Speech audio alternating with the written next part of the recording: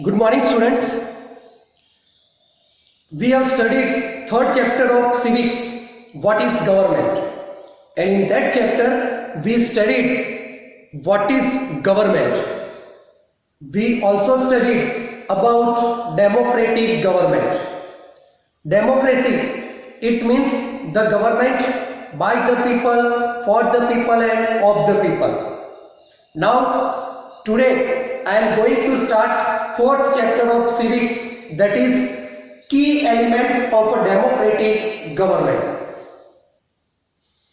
There are three key elements of a democratic government, and these three key elements of democratic government are: first, people's participation in the formation of government.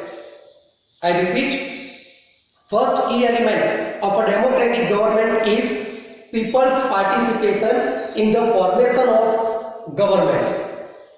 In the definition of democratic government or democracy, we have studied that the government by the people, for the people and of the people. That by the people, that suggests that the government is elected by the people, by the citizens of the country.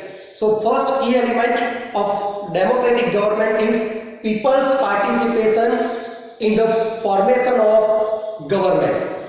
In democracy, the citizens of the country or the people of the country, they form the government. They elect their representatives and those representatives form the government. That is the first key element of a democratic government, people's participation in the formation of government. Second, resolution of conflicts by the government. Second key element of a democratic government is resolution of conflicts by the government.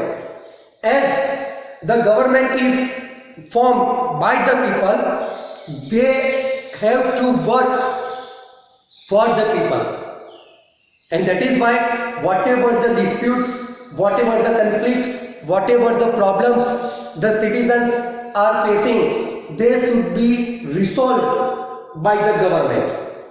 They should be settled by the government. Well-being of the citizens, they are taken care of by the government in democracy. So second key element of a democratic government is resolution of conflicts by the government. And the third key element of a democratic government is government's commitment to equality and justice. In democracy, all the people, they are equal in the eyes of law.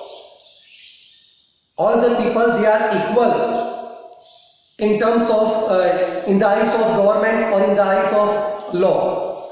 So it is the duty, it is the responsibility of the government to protect equality and justice of the citizens.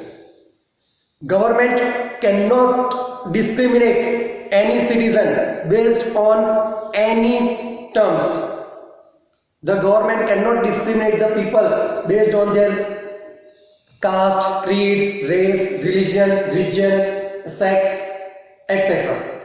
So the third key element of a democratic government is government's commitment to equality and justice. So students, in the fourth chapter of civics, key elements of a democratic government, we have to study in detail these three key elements of democratic government. I repeat, first, people's participation in the formation of government. Second, resolution of conflicts by the government.